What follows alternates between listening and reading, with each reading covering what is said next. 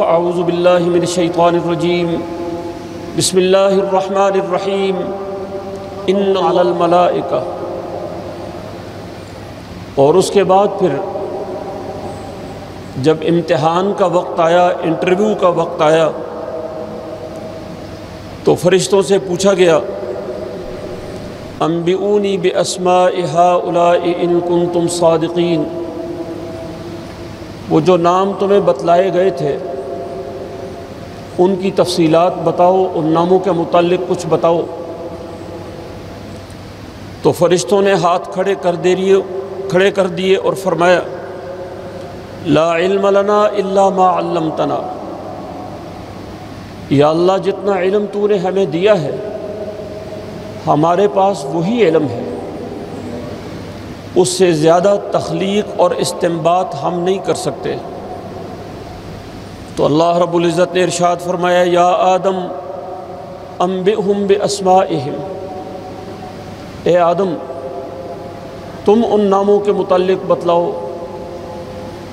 تو حضرت آدم علیہ السلام کو جو اللہ نے سمجھ دی تھی، جو فراست عطا کی تھی، انسانوں کے رول ماڈل،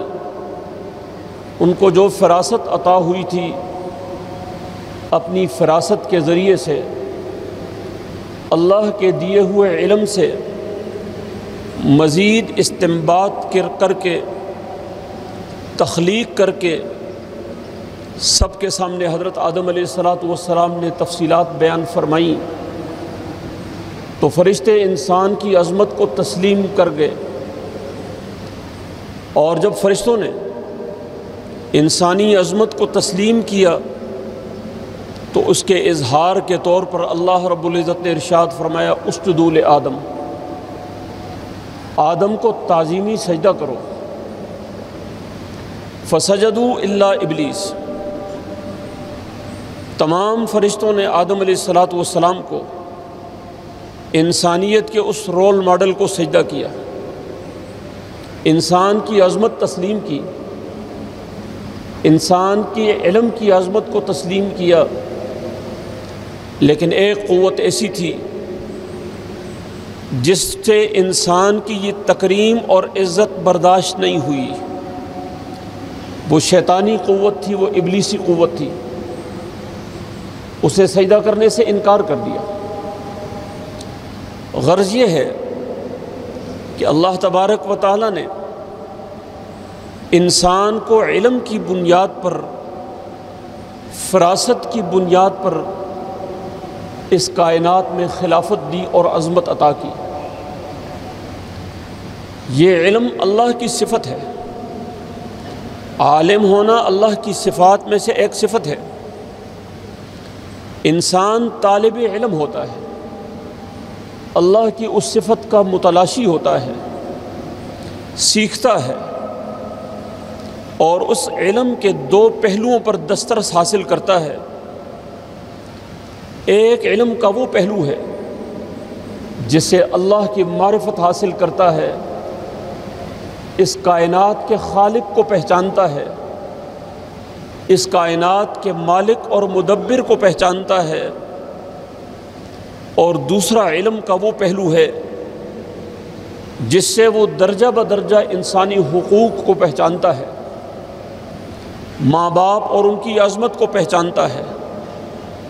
باپ کی طرف سے جو رشتے ہیں ان رشتوں کے احترام کو پہچانتا ہے،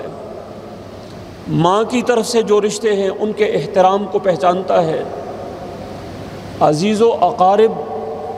رشتہ داری کے حقوق کو پہچانتا ہے۔ اس کے ساتھ ساتھ گلی محلے کے جو پڑوسی ہیں، شہر کے جو پڑوسی ہیں، ملک کے جو پڑوسی ہیں، ان پڑوسیوں کے حقوق کو درجہ بدرجہ پہچانتا ہے، یہاں تک کہ پورے نوع انسانی جو حضرت آدم علیہ السلام کی اولاد ہے، جو زمین کے مشرق اور مغرب، شمال اور جنوب میں پھیلے ہوئے ہیں، جن کی رنگتیں الگ ہیں، جن کی زبانیں الگ ہیں، جن کی سوچیں الگ ہیں، لیکن وہ آدم علیہ السلام کی اولاد ہونے کے ناطے سے اللہ کا شاہکار ہے، اللہ کی عظیم الشان مخلوق ہیں، تو انسان کی عظمت کو سمجھتا ہے، اور پھر ان دونوں پہلوؤں کو حاصل کر کے اللہ سے اپنی معرفت پیدا کر کے، اللہ سے اپنا تعلق پیدا کر کے اپنی خاندانی زندگی کی تشکیل اس انداز سے کرتا ہے کہ اس کے اندر اجتماعیت ہوتی ہے، ایک دوسرے کی انسانیت کا، رشتہ داری اور برادری کا احترام ہے۔ خاندانی زندگی کے SOPs انبیاء علیہ السلام نے بیان فرمائے۔ خاندان کے اندر پیدا ہونے والے اختلافات کو ایک چینل سے حل کرنے کے طریقے انبیاء علیہ السلام نے بتلائے اور خاندانوں کی ترقی کے اصول اور ضابطے بیان فرمائے۔ اسی طریقے سے یہ خاندان ایک وطن میں رہتے ہیں، وطن کا تقدس، قومی تشخص اور اس ایک جغرافیے میں رہنے والے انسانوں کے باہمی تعلقات اور ان تعلقات کے نتیجے میں اہل وطن کے جو ایک دوسرے پر حقوق ہیں، محبت کے، ترقی کے، معاشی خوشحالی کے، وحدت کے اور آپس میں اختلافات کو مناسب اور اچھے انداز سے حل کرنے کے طور طریقے انبیاء علیہ السلام نے بتلائے۔ لیکن ہوا یہ کہ جب انبیاء دنیا سے تشریف لے گئے تو اس علم پر آفت آئی، اور علم کی آفت 3 چیزیں ہیں جو علم کی دشمن ہیں۔ ایک انسان کی خواہشات کا غالب ہونا، انسان جب خواہش پرست بن جاتا ہے، نفس پرست بنتا ہے، تو وہ علم کو اپنے سفلی مقاصد کے لیے استعمال کرتا ہے، لوٹ مار کرتا ہے، علم کے ذریعے سے انسانوں کا قتل عام کرتا ہے، انسانوں کو نقصان پہنچاتا ہے، ان کے حقوق ضائع کرتا ہے اپنی خواہشات نفسانی کی تکمیل کے لیے۔ تو خواہشات کا غلبہ یہ علم کے لیے بہت بڑی دشمن چیز ہے۔ اور دوسری چیز جو علم کے لیے بڑی سخت ناپسندیدہ اور دشمن ہے، وہ سوء معرفت ہے، غلط طریقے سے سمجھنا باتوں کو، بات کچھ ہے اور اس کو کسی اور انداز سے لینا اور اس طریقے سے، غلط طریقے سے علم کا آگے پہنچانا۔ اسی لیے اللہ تبارک و تعالیٰ نے کتابوں کے ساتھ انبیاء بھی مبعوث کیے۔ انبیاء علیہ السلام وہ نفوس قدسیہ ہیں جو اللہ کی منشا کو درست طریقے سے سمجھتے ہیں اور درست طریقے سے آگے انسانوں کو سمجھاتے ہیں۔ اور پھر آخر میں امام الانبیاء رحمۃ للعالمین صلی اللہ علیہ وسلم کو مبعوث کیا، اور آپ کی بعثت کا بنیادی مقصد ہی یہ تھا کہ جو اللہ کی منشا ہے اس کو ٹھیک ٹھیک انداز سے انسانوں تک پہنچایا جائے، درست انداز سے انسانوں کی تربیت کی جائے۔ تو رسول اللہ صلی اللہ علیہ وسلم نے جن صحابہ کی تربیت کی، جن اصحاب کی تربیت کی، وہ دنیا کے لیے فائدہ مند ثابت ہو گئے، اس لیے کہ حضور صلی اللہ علیہ وسلم کی تربیت کا اثر تھا، اور درست انداز سے نبی اکرم صلی اللہ علیہ وسلم سے انہوں نے اس علم کو سیکھا۔ قرآن حکیم کہتا ہے کہ ہم نے رسول اللہ صلی اللہ علیہ وسلم کو مبعوث فرمایا، اور آپ کی بعثت کے مقاصد میں سے ایک یہ تھا یعلمہم الکتاب، اللہ کی کتاب ان کو سکھائیں۔ اب سوال یہ ہے کہ قرآن حکیم عربی زبان میں ہے اور اس کے اولی مخاطب عرب ہیں، وہ تو ڈائریکٹ عربی سمجھتے ہیں، تو حضور صلی اللہ علیہ وسلم کی بعثت کا کیا فائدہ ہوا؟ تو اس کا جواب یہی ہے کہ بسا اوقات انسان محض عقل سے کوئی چیز سمجھتا ہے تو غلط راستے پہ چل پڑتا ہے، غلط طریقے سے اس کو سمجھتا ہے۔ یہ ہے وہ سوء معرفت، غلط طریقے سے بات کو سمجھنا،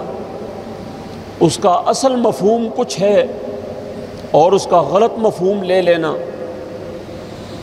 تو پیغمبر کو بھیجا گیا، نبی اکرم صلی اللہ علیہ وسلم نے جو منشأ الہی کو سمجھنے والے تھے، منشأ الہی کے نمائندے تھے،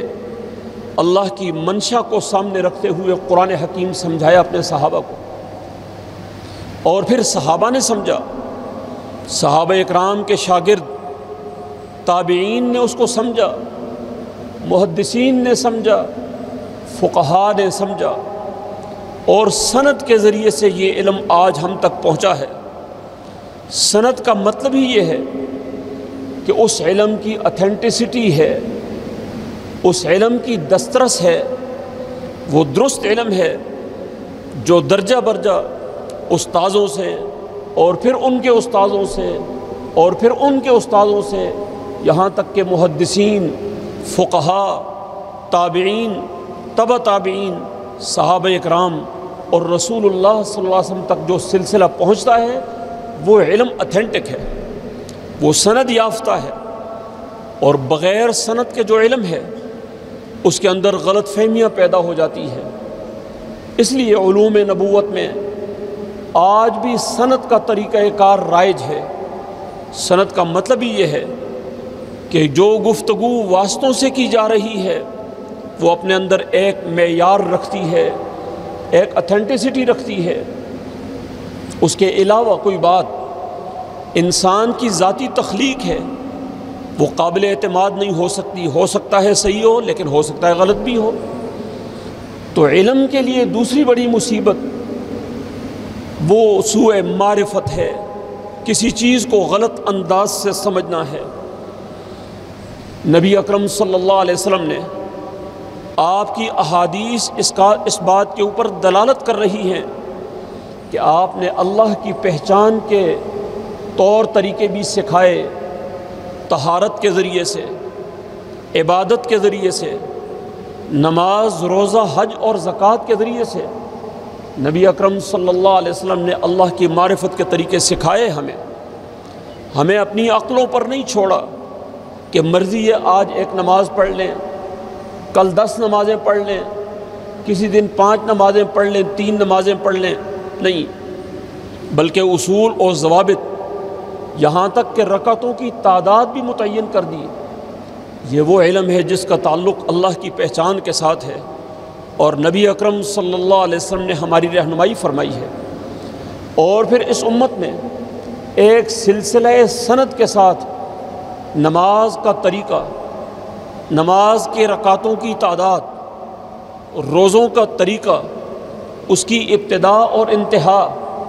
اس کے نتائج، حج کا طریقہ، حضور صلی اللہ علیہ وسلم نے حج فرمایا اور پھر یہ اعلان کیا، خذوا عنی مناسککم، حج کے احکامات مجھ سے سیکھو اور ان کے اوپر عمل کرو۔ زکوٰۃ کا نصاب نبی اکرم صلی اللہ علیہ وسلم نے ہمیں بتایا۔ یہ وہ چیزیں ہیں جن کے ذریعے سے اللہ کی معرفت پیدا ہوتی ہے، اللہ سے تعلق پیدا ہوتا ہے۔ اور دوسرے وہ علوم رسول اللہ صلی اللہ علیہ وسلم نے اپنے اقوال کے ذریعے سے، ایک بیٹا اور شوہر ہونے کے ناطے سے خاندانی زندگی کے اصول اور SOP اور ضابطے ہمارے سامنے بیان فرمائے۔ اور پھر مدینہ منورہ میں آپ نے وہ احکام جن کا تعلق معاملات کے ساتھ تھا، خرید و فروخت کے ساتھ تھا، معاشیات کے ساتھ ان کا تعلق تھا، اور پھر ایسے اعمال کہ جو انسانی سوسائٹی میں افراتفری پیدا کرتے ہیں، انسانوں کو لڑانے کا ذریعہ بنتے ہیں، باعث نزاع بنتے ہیں، ان چیزوں کی حرمت آپ نے بیان فرمائی۔ تو یہ تمام چیزیں حضور صلی اللہ علیہ وسلم نے ہمیں بتلائی ہیں اور سلسلہ سند کے ذریعے سے آج ہم تک پہنچی ہیں۔ اور تیسری علم کے لیے سب سے بڑی مصیبت یہ ہے کہ انسان کو ماحول غلط ملے، چوروں کے ماحول میں بیٹھنے والا ظاہر ہے کہ وہ چوری کا مفہوم نہیں سمجھے گا اور حرام حلال کے اندر تمیز ختم کر دے گا۔ تو اعلیٰ صحبت رسول اللہ صلی اللہ علیہ وسلم نے جہاں کتاب اللہ کے احکامات ان کو سکھائے، وہاں پر قرآن کہتا ہے وَيُزَكِّيهِمْ، ان کا تزکیہ نفس بھی کیا، تہذیب نفس بھی کیا، خواہشات کے اوپر کنٹرول کرنے کے لیے حضور صلی اللہ علیہ وسلم نے ان کو اعلیٰ صحبت بھی عطا فرمائی۔ اس لیے رسول اللہ صلی اللہ علیہ وسلم کے شاگردوں کو صحابہ کہا جاتا ہے، کیونکہ وہ صحبت یافتہ تھے، تو جتنی اعلیٰ صحبت تھی اتنا اعلیٰ مقام ان کو مل گیا۔ اور پھر یہی صحبت محدثین کے ہاں یہ اصول ہے کہ جو حدیث کسی محدث سے لی جاتی ہے تو اس محدث سے حدیث لیتے وقت آپ کا حافظہ کتنا ہے، اس محدث کی بات کس حد تک آپ کو یاد رہی ہے، اور دوسری بات یہ ہے کہ کثیر الملازمہ،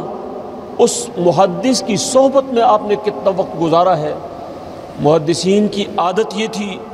کہ اس محدث سے وہ حدیث لیتے تھے کہ جس کے اندر یہ دو خصوصیات ہوں، کہ اس کے اندر حافظہ بھی مضبوط ہو، اس کو حدیث یاد ہو، حدیث کے الفاظ کے اندر ادھر ادھر نہ کرے، اور دوسرا یہ ہے کہ اپنے شیخ، اپنے محدث اور اپنے استاذ کی طول الملازمہ، زیادہ دیر تک اس نے صحبت اختیار کی ہو۔ صحبت استاذ کا رنگ چڑھاتی ہے شاگردوں کے اوپر۔ تو گویا علم وہ مستند ہے اور وہ اتھینٹک ہے جو ایک سند کے ساتھ آتا ہے۔ اور پھر علم کے یہ تین شعبے، ایک شعبے کا تعلق خواہشات کے کنٹرول کرنے کے ساتھ ہے، ایک شعبے کا تعلق عقل کی جلا کے ساتھ ہے، سوچ اور فہم کے ساتھ ہے، اور علم کے ایک شعبے کا تعلق صحبت صالح کے ساتھ ہے۔ ان تینوں شعبوں میں جو علم اپنے اندر اتھینٹسٹی رکھتا ہے، معیار رکھتا ہے، وہ علم جب انسان حاصل کرتا ہے صحبت صالح سے، اعلیٰ اور سمجھدار استاذ سے، متقی استاذ سے، اور پھر اپنی خواہشات پر کنٹرول حاصل کر لیتا ہے، تو اس کا علم دوسرے انسانوں کے لیے علم نافع بن جاتا ہے۔ اس لیے نبی اکرم صلی اللہ علیہ وسلم نے دعا فرمائی، اللہم انی اسألک علما نافعا، یا اللہ میں تجھ سے علم نافع کا سوال کرتا ہوں، ایسا علم جس سے میری ذات کو فائدہ ہو، میرے خاندان کو، میرے گھرانے کو فائدہ ہو، میرے ملک کو فائدہ ہو، انسانیت کو فائدہ ہو، ایسے علم کا میں تجھ سے سوال کرتا ہوں۔ وَرِزْقًا طَيِّبًا، یا اللہ میں حلال رزق کا تجھ سے سوال کرتا ہوں۔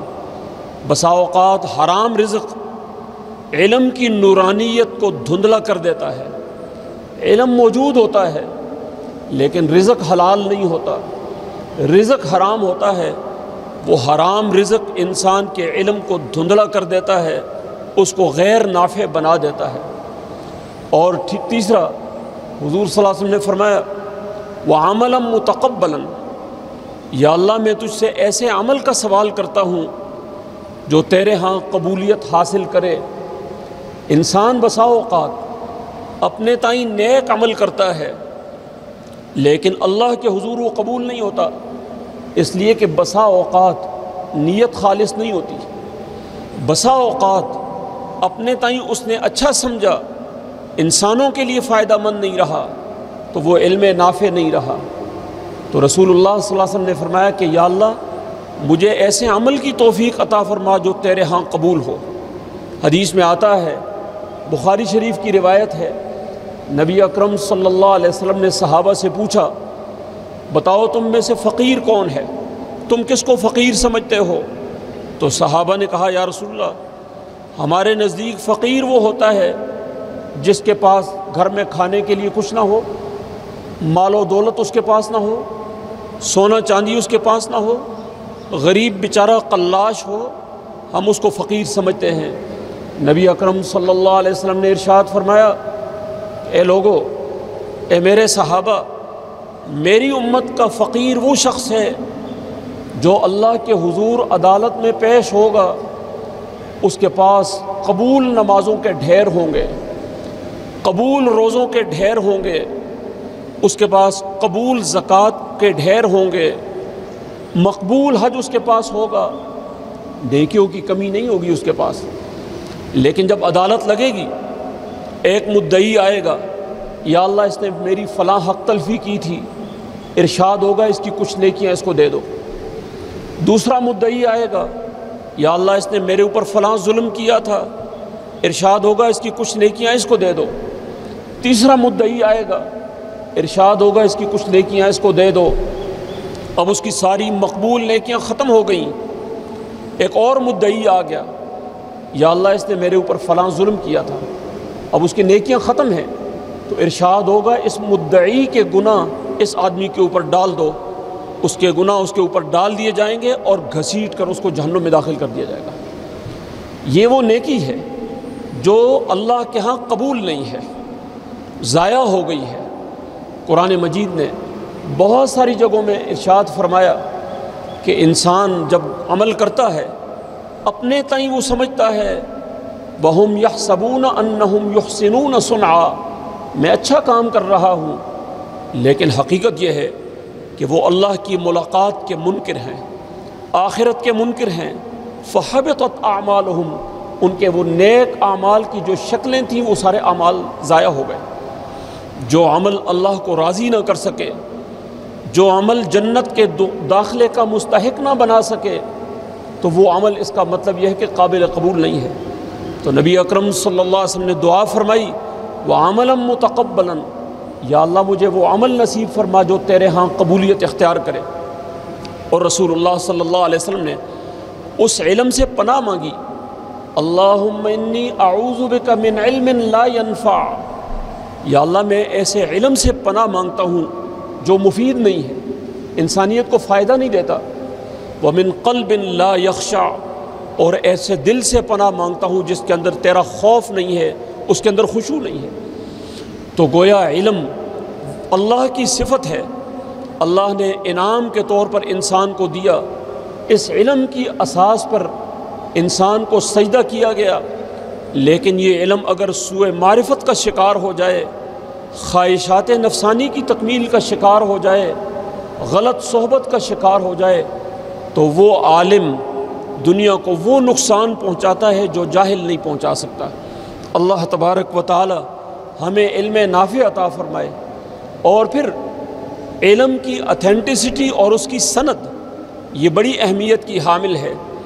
جو تسلسل کے ساتھ علم ملتا ہے انسان کو اس کا فائدہ ہوتا ہے۔ اس کے بغیر وہ معلومات جو عام میڈیا پہ چلتی ہیں،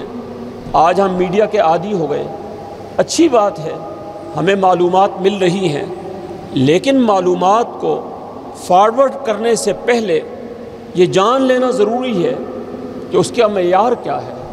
اس کی اتھینٹسٹی کیا ہے۔ وہ علم جو مستند ہوتا ہے وہ انسان کے اندر طاقت پیدا کرتا ہے، روحانی قوت پیدا کرتا ہے، استنباط کی طاقت پیدا کرتا ہے، مسائل کے حل کرنے کا سلیقہ پیدا کرتا ہے۔ اور وہ علم جو صرف معلومات کی حد تک ہو، آج ایک بات کہی کل دوسری بات کہی، ایسا علم انسانوں کو کنفیوز کرتا ہے۔ اس لیے آج ہماری بدقسمتی یہ ہے کہ ہم نے کتاب کے ساتھ اپنا تعلق کاٹ دیا، اور پھر کتاب سب سے پہلے قرآن حکیم، اس کی معلومات وہ اللہ کی دی ہوئی معلومات ہیں، اس سے زیادہ مستند معلومات کسی اور کتاب کی نہیں ہو سکتی۔ اور پھر اس قرآن حکیم کی تفسیر اور تشریح جو رسول اللہ صلی اللہ علیہ وسلم نے اپنے قول سے، اپنے فعل سے، اپنی خاموش تائید سے اپنے صحابہ میں منتقل کی، سب سے بہترین تفسیر، سب سے بہترین مفسر اس کائنات میں وہ امام الانبیاء صلی اللہ علیہ وسلم ہیں۔ آپ کی تفسیر، کیونکہ آپ نے اللہ کی منشا کو سمجھا اور اس کی اساس پر قرآن حکیم کے پیغام کو سمجھا، اس کی اساس پر وہ ضابطے اور قوانین طے کیے جن کا اللہ کی طرف سے حکم تھا۔ تو سب سے عظیم الشان کتاب جس کا ہمیں مطالعہ کرنا بہت ضروری ہے وہ قرآن حکیم ہے۔ اس کی تلاوت یہ بھی نبوت کا ایک شعبہ ہے۔ قرآن حکیم کہتا ہے ہم نے مسلمانوں پر احسان کیا، لقد من اللہ علی المؤمنین، ہم نے مومنوں پر احسان کیا کہ ہم نے ایک پیغمبر ان میں بھیجا، اور اس پیغمبر کی ذمہ داری کیا ہے؟ یتلو علیہم آیاتہ، وہ قرآن حکیم کی تلاوت کرتا ہے، ان کو سناتا ہے۔ نبی اکرم صلی اللہ علیہ وسلم کو معمول یہ تھا، حضور قرآن سناتے بھی تھے اور بسا اوقات سنتے بھی تھے۔ حدیث میں آتا ہے حضرت عبداللہ ابن مسعود رضی اللہ تعالیٰ عنہ کو حضور صلی اللہ علیہ وسلم نے فرمایا کہ مجھے قرآن حکیم سناؤ، تو حضرت عبداللہ ابن مسعود نے فرمایا یا رسول اللہ میں سناؤں، اترا تو آپ کے اوپر ہے۔ تو رسول اللہ صلی اللہ علیہ وسلم نے ارشاد فرمایا ہاں مجھے اللہ نے حکم دیا ہے کہ میں تم سے سنوں۔ عبداللہ ابن مسعود فرماتے ہیں یا رسول اللہ او سمانی اللہ تعالیٰ، اللہ نے میرا نام لیا ہے، کتنی بڑی سعادت کی بات ہے۔ حضور صلی اللہ علیہ وسلم نے فرمایا ہاں اللہ نے تمہارا نام لے کر مجھے کہا ہے، اس سے تلاوت سنو۔ حضرت عبداللہ ابن مسعود رضی اللہ تعالیٰ عنہ نے سورہ نساء کی تلاوت رسول اللہ صلی اللہ علیہ وسلم کو سنائی۔ تو قرآن حکیم کا سننا بھی عبادت ہے، قرآن حکیم کی تلاوت کر کے سنانا بھی عبادت ہے۔ اپنی تطہیر کے لیے، اپنے تزکیہ نفس کے لیے قرآن حکیم اللہ کا کلام اور اللہ کا نور ہے، اس نور کی شعاؤں سے، اس کی ریڈیشن سے دلوں کا زنگ صاف ہوتا ہے۔ قرآن حکیم کی تلاوت یہ نبوی شعبہ ہے، اور اس کے بعد پھر حضور صلی اللہ علیہ وسلم کا جو نبوت کا علم ہے وہ یعلمہم الکتاب ہے۔ کتاب اللہ کے جو احکامات ہیں، اوامر اور نواہی ہیں، اللہ نے کچھ کرنے کا حکم دیا ہے اور کچھ نہ کرنے کا حکم دیا ہے، ان احکامات کو سمجھنا، اور پھر والحکمت، اس کے اندر دانائی، گہرائی اور اس کی تنفیذ، اس کی اپلیکیشن، یہ بھی نبوی شعبہ ہے۔ اور پھر اس کے بعد ویزکیہم، چوتھا شعبہ نبوی تعلیمات کا وہ تزکیہ نفس ہے، تہذیب نفس ہے، خواہشات کو اور اپنے اوپر حاوی کرنے کی بجائے خواہشات کو کنٹرول کرنا ہے۔ رسول اللہ صلی اللہ علیہ وسلم نے یہی چیز اپنے صحابہ میں منتقل کی، صحابہ نے تابعین میں منتقل کی، اور درجہ بدرجہ محدثین فقہا کے ذریعے سے ہم تک یہ چیزیں پہنچی ہیں۔ تو آج ہمارے لیے سب سے بڑی ضرورت ہے قرآن حکیم کو اپنے مطالعے کی بنیاد بنائیں، اور قرآن حکیم کو سیرت نبوی کی روشنی میں سیکھیں، صحابہ کے عمل سے سیکھیں، اور اس کے بعد اپنے اپنے دور کے فقہا، محدثین، علماء ربانیین، سچے علماء جن کے علم سے دنیا کو فائدہ ہوا ہے، جنہوں نے قوموں کی خدمت کی ہے، جنہوں نے اپنے اپنے وطن کی خدمت کی ہے، جنہوں نے انسانیت کی خدمت کی ہے، ایسے اہل علم کے ذریعے سے جو ہم تک پہنچا ہے، ہم علم ان کے ذریعے سے سیکھیں تاکہ ہمارا علم نافع بن جائے اور انسانوں کو فائدہ ہو، اللہ راضی ہو، ہماری دنیا بھی سنورے، فی الدنیا حسنہ بھی ہو اور وہ فی الآخرت حسنہ بھی ہو۔ اللہ تبارک و تعالی ہمیں ایسا علم نافع عطا فرمائے۔ وآخر دعوانا ان الحمد للہ رب العالمین۔